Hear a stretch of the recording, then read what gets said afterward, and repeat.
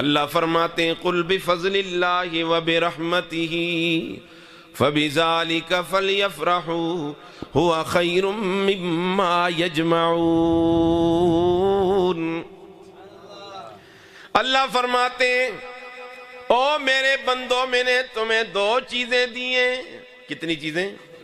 دو چیزیں دی ہیں، فضل اللہ ورحمتی، میرا فضل اور میری رحمت۔ فضل سے مراد کیا ہے؟ فضل سے مراد اللہ کا قرآن، اور رحمت سے مراد آمنہ کا لال صلی اللہ وما ارسلناک الا رحمتا للعالمین۔ ہم نے سارے انبیاء کو بھیجا، لیکن ہر نبی رحمت لے کے آیا، لیکن رحمت بن کے نہیں آیا۔ نبی جو بھی آیا رحمت لے کے آیا، لیکن رحمت بن کے۔ میرے لاڈلے پیغمبر، تو میرا وہ منفرد پیغمبر ہے کہ تجھے میں نے مجسمہ رحمت بنا کے بھیجا، تیرا تو لقب ہی رحمت للعالمین ہو گیا۔ وما ارسلناک الا رحمت للعالمین۔ میرے محبوب، میرے لاڈلے پیغمبر، تجھے میں نے پوری کائنات کے لیے رحمت بنا کے بھیجا۔ آپ نری رحمت، آپ کا گزرنا بھی رحمت، آپ کا بول بھی رحمت، آپ کا دیکھنا بھی رحمت۔ اللہ اکبر۔ دو چیزیں دی اس امت کو، یاد رکھو، ایک قرآن اور ایک صاحب قرآن۔ قرآن کا مثل بھی کوئی پیش نہیں کر سکتا۔ فَأْتُوا بِسُورَةٍ مِّن مِّثْلِهِ، 3 آیتوں والی سورت، سورہ کوثر بیت اللہ سے لٹکا دی گئی ہے نا، کوئی اس کا مثل پیش کرے۔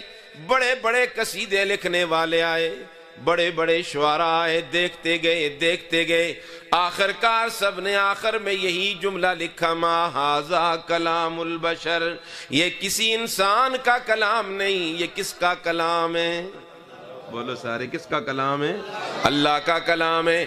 تو اللہ رب العزت نے اس امت کو 2 نعمتیں عطا کی، ایک نعمت قرآن کی صورت میں، دوسری نعمت محمد جوان کی صورت میں۔ قرآن کی جیسی نعمت کا بھی کوئی مقابلہ نہیں کر سکتا، محمد جوان جیسی نعمت کا بھی کوئی مقابلہ۔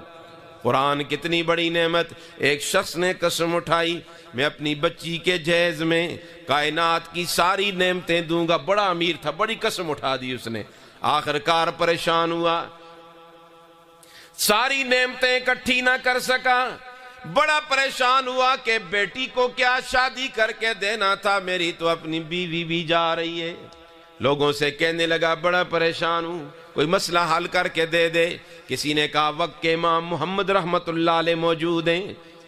مشکل آئے تو علماء کے پاس آتے ہیں نا لوگ، نا جب پریشان، اور کبھی آئے نہ آئے تو اگر معاملہ ختم کر کے پھر تو آ جاتے ہیں نا جی، ہاں جی، طلاق دے کے پھر آ جاتے ہیں، استاد جی اور کچھ کریو، استاد کے کرسی بیچارہ۔ اللہ اکبر۔ استاذوں کو پہلے مشورہ چاہ کرو تو انشاءاللہ کرا لی بات چل سی نا، استاد آخسی محنت کر دیا سی نہ دے طلاق اس کو، کہ مصیبت پہ ہی دی توڑتے۔ ہم تو فٹو فٹ 3 دے دیتے ہیں نا، ایک دم ختم کر دیتے ہیں سارا کام۔ اللہ اللہ، اس طرح نہ کیا کرو، غصے پہ ذرا قابو رکھا کرو۔ امام محمد رحمت اللہ علیہ کے پاس جا کر کہنے لگا حضرت بڑا پریشان ہوں، میں نے قسم اٹھائی کہ اپنی بیٹی کے جہیز میں کائنات کی ساری نعمتیں دوں گا، نہیں دے سکتا، اب کیا کروں؟ امام محمد رحمت اللہ علیہ نے فرمایا آرام سے بیٹھ جاؤ، ابھی مسئلہ حل کر دیتے ہیں۔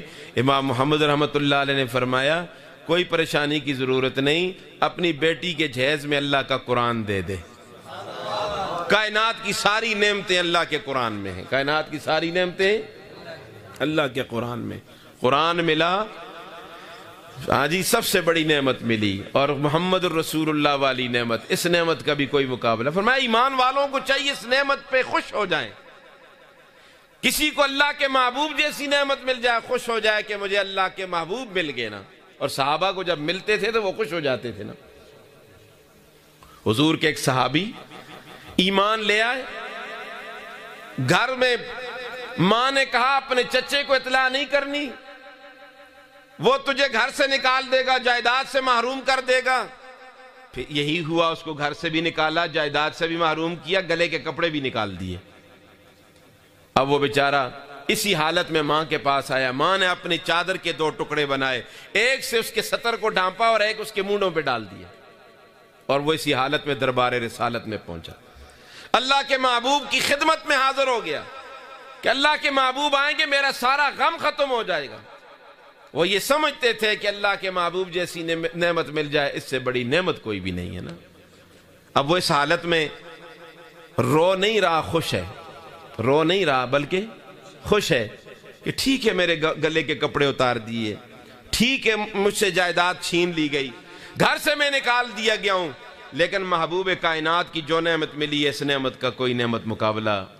تو شاعر نے کیا کہا؟ ادھر ٹکڑے تھا دامن، ادھر پرزے گریباں تھا، ادھر ٹکڑے تھا دامن، ادھر پرزے گریباں تھا، مگر مانند گل ان پھٹے حالوں میں خنداں تھا، کسی کی یاد میں بیٹھے جو سب سے بے غرض ہو کر، کسی کی یاد میں بیٹھے جو سب سے بے غرض ہو کر، پھر اپنا بوریا بھی ہمیں تخت سلیماں تھا۔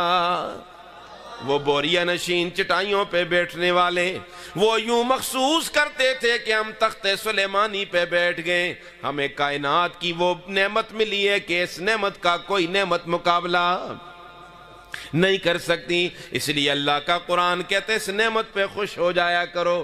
جب اللہ کے محبوب کا تذکرہ ہو، اللہ کے محبوب کا نام لیا جائے، تو ایمان والوں کو اس پر خوشی کا اظہار کرنا چاہیے کہ محبوب کائنات جیسی نعمت کائنات میں کوئی نہیں۔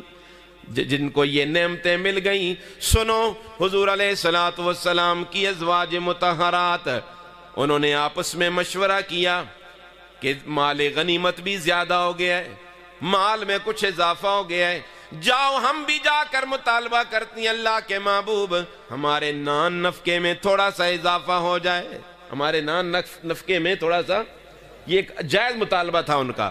مطالبہ لے کے سید عائشہ صدیقہ رضی اللہ تعالیٰ عنہ حضور کی خدمت اقدس میں حاضر ہوئیں کہ ازواج مطہرات یہ مطالبہ کر رہی ہیں۔ حضور علیہ السلام نے فرمایا ٹھیک ہے انتظام کرتا ہوں، لیکن اللہ رب العزت کو یہ انداز پسند نہ آیا۔ فرمایا تمہارے پاس اللہ کے محبوب جیسی نعمت موجود ہے، کس چیز کے پیچھے لگ گئی ہو؟ اللہ رب العزت نے اپنے پیارے محبوب سے فرمایا میرے لاڈلے پیغمبر اپنی بیویوں کے سامنے 2 راستے رکھو۔ کتنے راستے؟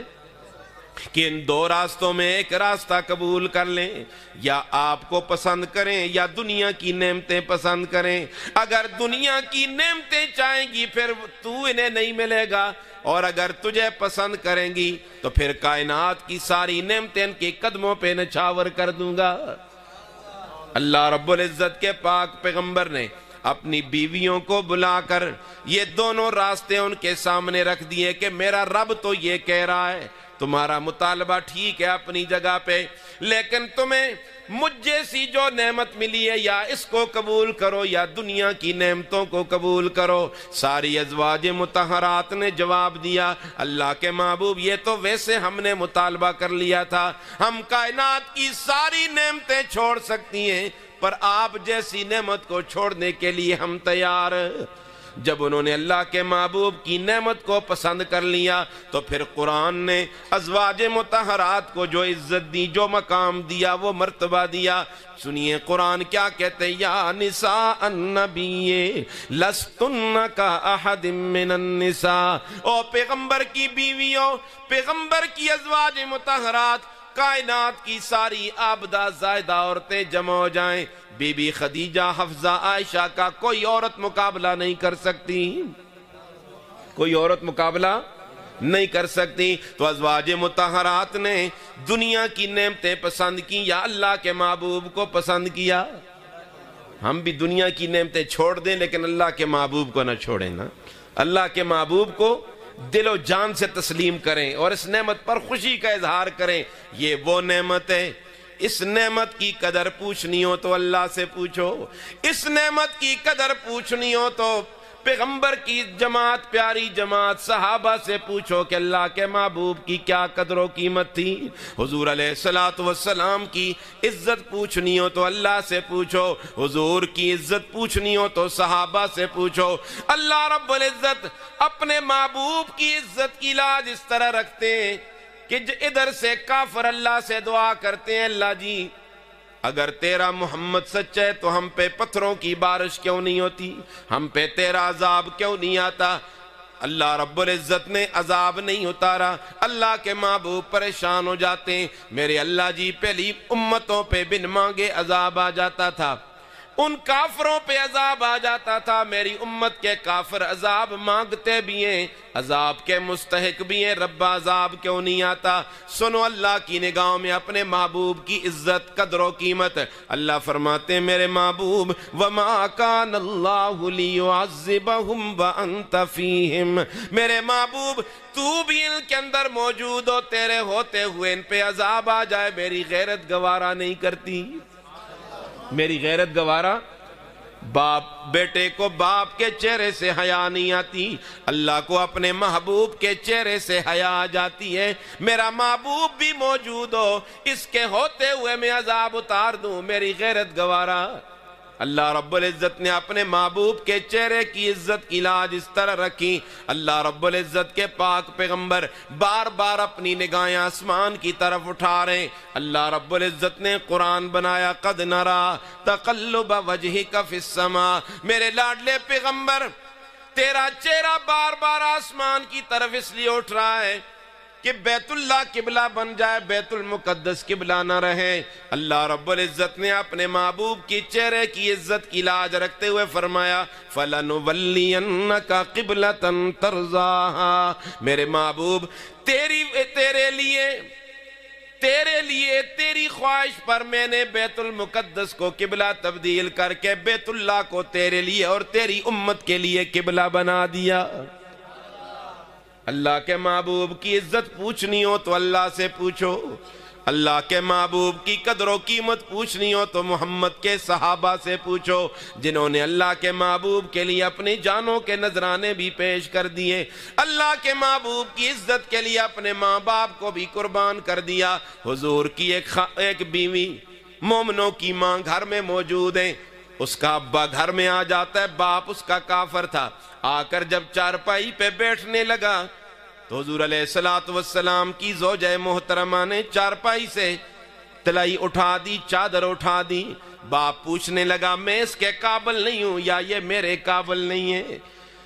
سنو بیٹی نے کیا جواب دیا، سن میرے ابا جی، ہے تو میرا باپ قابل احترام، باپ کافر بھی ہو تب بھی قابل احترام ہے، لیکن ابا جی سنو نا، تو کفر کی حالت میں اللہ کے محبوب کے بستر پہ نہیں بیٹھ سکتا، تو اس بستر کے قابل نہیں ہے، تو اس بستر کے قابل۔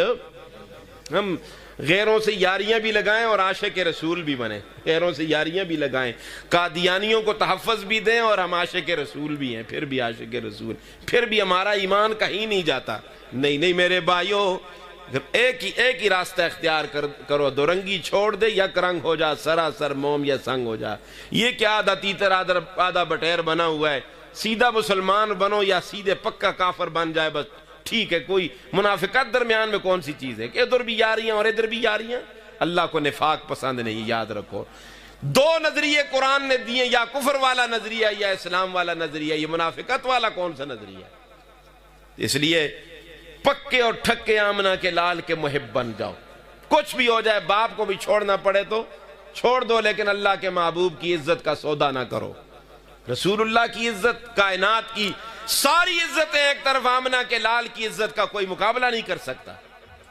بیٹی نے باپ کو اس بستر پہ نہیں بیٹھنے دیا کہ جس بستر پہ اللہ کے محبوب لیٹتے تھے۔ اس کو کہتے ہیں محبت، اس کو کہتے ہیں عشق۔ آج کیا ہمارے اندر عشق ہے؟ عشق کے دعوے ہم کرتے ہیں، لیکن عشق کے دعوے میں ہم سچے نہیں ہیں میرے بھائی، ہم جھوٹے عشق کے دعوے کر رہے ہیں۔ زبان پہ عشق کا دعویٰ، دل میں ہم نے کسی اور کو جگہ دی ہوئی ہے۔ اور صحابہ کرام ادھر سے بھی زبان پر جو دعویٰ تھا وہ بھی سچا، اندر بھی دعویٰ سچا، اندر باہر سے ایک تھے، کچھ بھی ہو جائے۔ حضرت بلال حبشی تپتے ہوئے انگاروں پہ لیٹ جاتے ہیں، زبان پہ احد احد کا نعرہ ہے۔ ابو جہل بڑی چٹان اٹھا کے سینے پہ رکھ کر کہتا ہے بلال اب بول، اب بھی اپنے یار محمد کو چھوڑتا ہے کہ نہیں چھوڑتا؟ سنو ظلم پر ظلم سہ کر یہ بولے بلال، ظالموں یہ تمہارا غلط ہے خیال، دامن مصطفیٰ کو میں کیوں چھوڑ دوں، اتنا کمزور ایمان ہمارا نہیں۔ پہاڑ سے بھی زیادہ ان کا ایمان مضبوط تھا۔ ہمارے پاس کمی کس چیز کی ہے؟ میں اس بات پہ حیران ہوں، کس چیز کی کمی ہے؟